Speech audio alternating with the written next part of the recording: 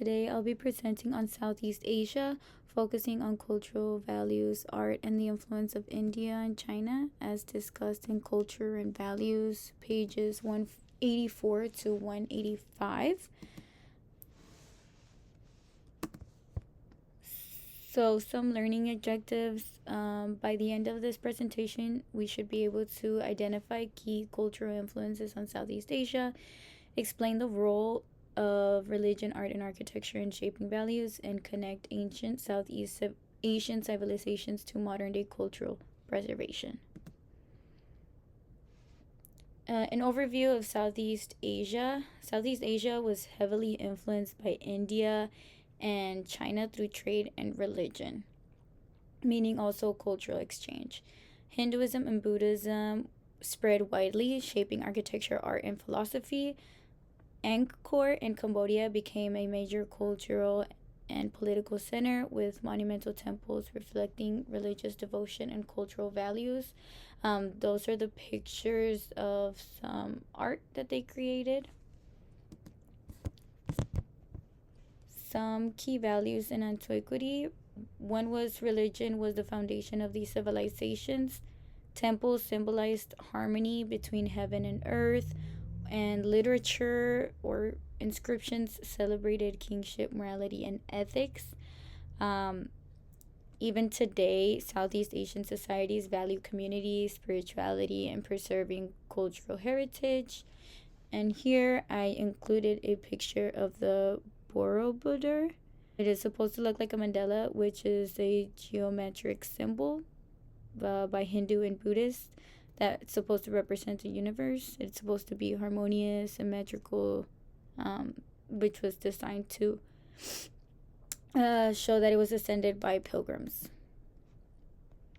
Some important figures in antiquity. Some notable figures include Jayavarman II. He was a Khmer king who established the Angkor kingdom.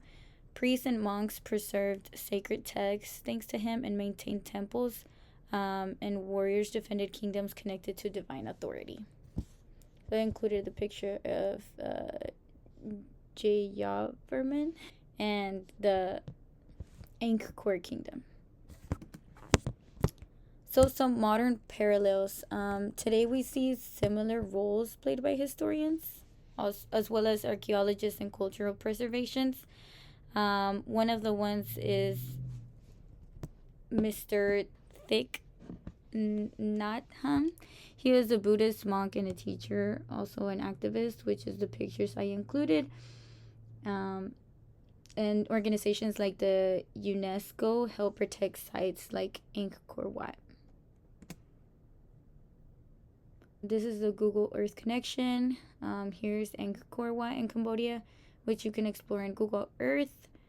Southeast Asia's location between India and China explains why cultural exchange flourished, spreading religious practices, art, and political ideas across both the mainland, like Java, Sumatra, and Borneo. In the picture, the green is South Asia, and the orange is the Southeast Asia, which is a picture included in the textbook. The contribution to humanities. The region's art and architecture demonstrate cultural blending from India, China, and local traditions. Temples and art reveal universal human concerns. They offered humans with the ability to connect their world with God's spirituality. And it shows enduring role of architecture and art in expressing values. This is the carving on the Angkor. Okay, and then this is a video that I included. We are stopping it at 4 minutes and 25. Between the year 50 BCE and 100 CE, Southeast Asia's earliest recorded interactions with India and China began. Chinese and Indian traders arrived in Southeast Asia during this period in search of a maritime route to replace overland ones that were being disrupted by nomadic horse-riding tribes in Central Asia. Of the two, Indian influence was more significant in Southeast Asia. Although no Indian dynasty ever ruled directly over the region, Indian religion, political thought, literature, and mythology gradually became fundamental components of local Southeast Asian cultures. While the caste system was not adopted, Indian political systems facilitated the emergence of highly organized, centralized states within the region. As a result, Indian culture began to permeate Southeast Asia from the 1st century onwards, with the establishment of trading settlements on the southern coast of modern-day Vietnam, which was then inhabited by Khmer people. This location became an important port for ships following trade routes from the Bay of Bengal to the southern regions of China. During the period, Southeast Asia was wedged between two powerful emerging regions within the world, them being India and China, which profoundly shaped the early millennia of the region's history. But before we begin, welcome to Stories in History, where today we'll be exploring the fascinating historical influences of India on Southeast Asia and shed light on the often overlooked Chinese contributions to the region. Please join me on this insightful journey through history, and if you find this video informative and engaging, don't forget to hit the subscribe button below for more mini documentaries with stories in history. Following the establishment of Indianized trading settlements in Southeast Asia, Chinese traders soon began traveling to Funan, and by the end of the 1st century started to report the existence of inland and coastal kingdoms in modern-day Cambodia. These kingdoms were using Indian alphabets, architectural styles, and practicing Buddhism and Hinduism/Brahmanism. By around 150, the Kingdom of Funan had consolidated power among these newly founded kingdoms and prospered until roughly 550. After a civil war, the kingdom would split into two states, the Water Chenla and Land Chenla, which dominated the region until 800 when the Khmer Empire was established. During this early period of Indianization, the predominant religion was Hinduism, primarily Shaivism.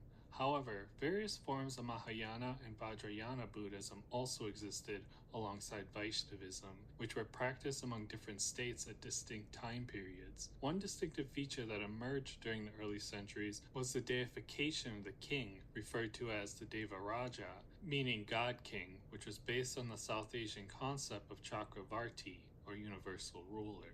Among the earliest states to adopt Hinduism in Southeast Asia were Funan and Champa, as well as Java. However, their versions of Hinduism differed from that of India in several ways. While Indian Hinduism centered around deities like Vishnu and Shiva, these states revered Nagas, serpent-like beings that were believed to protect temples from malevolent spirits. Additionally, they considered Garuda, the vehicle for Vishnu, to be one of the most important gods within their pantheon.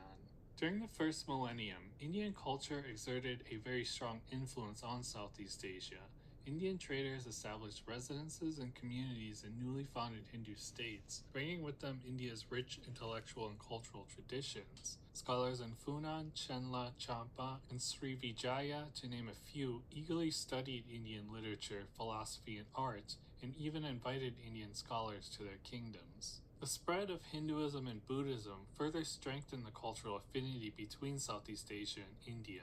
These new religions became closely associated with commerce, and patrons endowed large funds to monastic communities who created large estates, promoted trading activities, and benefited local economies. As a result, Southeast Asian states became more integrated into the Indian Ocean trading network, which brought new goods, ideas, and technologies to their regions.